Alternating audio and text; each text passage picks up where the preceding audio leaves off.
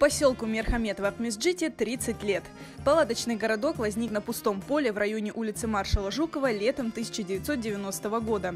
Юбилей жители поселка хотели отметить большим праздником, к которому готовились несколько месяцев. Но в последний момент власти запретили проводить мероприятие в связи с пандемией коронавируса. Улар мотивация япа коронавирус меселесі деп. Абле бір түшіні бақсан, айса епсіне ясақ болсын да коронавирус олса, Көктебелде музыкальный джаз фестивалі кете. Ақярда байк шоу дейлер, бір не дейлер, о кете. Binlerden adam toplaştı bayk şovu. 30'den ziyade adam toplaştı. 30 binden ziyade adam toplaştı. Bugün de bana Yalta'da müzikalny festival keti. Onda da bayağı adam toplaştı. Ulara yasak değil, bizge yasak. Biz onu yapılamayız. Niçin ular bizge onu yasak etti? Жители Мерхамед привыкли к трудностям. В 90-м году они сначала стояли на пикете на площади Ленина, а затем заняли это поле на окраине Акмесджита. Поначалу их было всего 3 десятка. Людей объединяло отчаянное желание жить на родине. Вот келдім площадь Ленинге, 12-нче очерк мен yazıldım. Да, столлар қойғаннар, палаткалар қойғанар. Айттылар, бүгін мында ятажақсыз. 2 күн, 3 күн мында ятажамыз. Bana bu beton üstünde, palatka içinde. 3. günü 2 avtobus geldi bizge. Yüklep bizim getirip bu polağa. Pola ot, kleber ot, вот так geldi. Gelip düştük, şaştık. Gelip düşkende mında 34 kişiydik. Красивое поле большое. Вышли из автобуса, не знаем на поле смотреть или друг на друга. И когда мы повернули голову направо-налево, я увидела большие вот такие вот красно-алые маки. Все поле было в маках, вот по колено. И я мужу говорю, все, я отсюда никуда не уеду. Мы остались тут, и все, и больше я отсюда не уехала никуда. Мужчины сразу занялись строительством времянок. Первые дни пришлось жить в палатках по 3-5 человек на голой земле и привыкать к отсутствию элементарных условий. Адамlar 3-4 qazalar, fundament. Bine kümüşke çıkıştı, o 3-4 времянка çıklar. Pencere kapısı yok. Только şifre men ağaç. Ahayım bek hastalandı, insult oldu, infarkt oldu. Svet yok, gaz yok.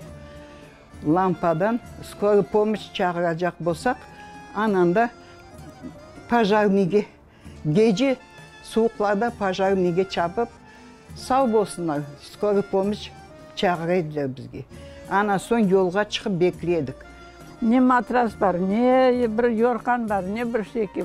В одном платьице, летнем таком. Улымман екеуміз, Рефатман екеуміз едік. В общем, сумға кірсек, сумда да шарон пакеті bir şey yok. Суны сатып алдық біз. Машинамен келеді, мұнда сатайдылар. Ішмеге де, құрмаға да. Айерде машиналарын жібермейлер бір яққа.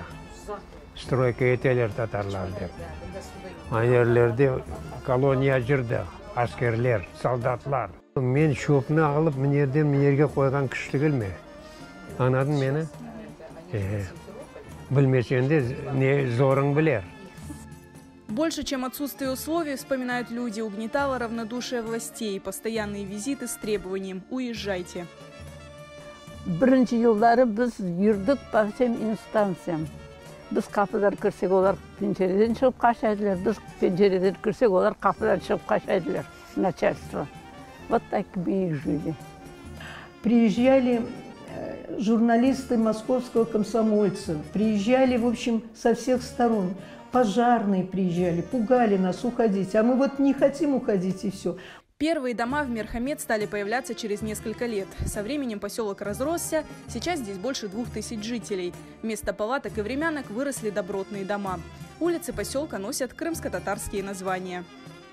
Çok kartlarımız, biz bir şey yapsak, cemaattan sorayımız, cemaattan birge yapamız, sokaklar adını biz özümüzü Kırım атларын қоймас дедік и қойдық. Аллаға шүкір, бұл атларымыз мына епсі хайрей писатылымыз атлары бүлене қойылды. Мына бір койымыз 17 кой соқақымыз бар. Қасабамызда ады мерхемет қойдық. Бір адам мерхеметпен бізге нетсін, обращаться етсін деп. Жители поселка сумели сохранить ту сплоченность и взаимовыручку, что помогало им в 90-е годы. Yapılған şeyler hep cemaatı ақшысына olған şeyler. Бүгінгі күнде баскетболны, волейболны, именно келешекте детский площадка yapacak niyetlerimiz бар. Бұлар үшін біз январда 10-дан başladık. Мына bu yeri uklon еді. Biz 250 машина toprak tokup, 70 tonna tırsa atsep tokup, abiyerleri doğrulap, 30 yıllık bayramımızı yapacak edik. Cemaat 6 ay bu bayramda bekledi. Своими силами жители поселка построили Джамаат Эва, общественный дом. Это место, где все собираются на праздники, встречи, где могут обсудить проблемы поселка. На свои средства здесь разбили сад в память о жертвах депортации. В поселке есть мечеть. Но в Мерхамед по-прежнему немало проблем, которые не решаются годами. Бірінші проблем бұл bizim yollar. Өзіңіз көресіз, мына бір yağmur yağsa, çamurdan, balçıktan bala çağı xo'rlana. Өзіңіз көрдіңіз, bala бақшаны алына. Hırsızlana, kapı pencereler hırsızlana. Kuruculuk yok. Bunda mektep bizde yer verildi mektepe kurmayga. De evet biz umut etemiz o'zimizning mektep olur.